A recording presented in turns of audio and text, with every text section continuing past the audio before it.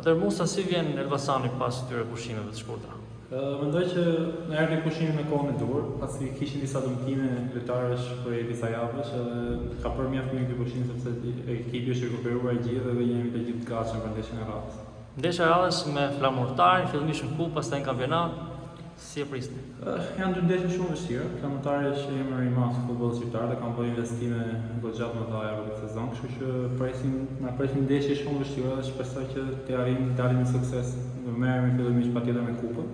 Pastaj kampionati do jetë komplet ndeshje tjetër, specifik tjetër. Si një ish i këtij Flamurtarit, si e prisni dhe emocion me veçantë?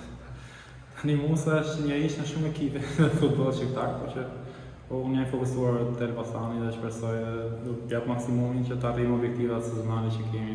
Është thjesht ndeshja e radhës. Në vitin e kaluar shkuat larg në kupë, po jo deri në finale, si e prisni këtë sezon kupën? Është ndeshja e parë, kupa ka specifik komplet ndryshe nga kampionati, pasi është me eliminim direkt, kështu që duhet të jemi shumë kujdesshëm. Është faktor për ne është pozitive sepse luajmë fushën tonë dhe shpresoj edhe mendimin e tifozëve të gjithë arrijnë të kualifikohen.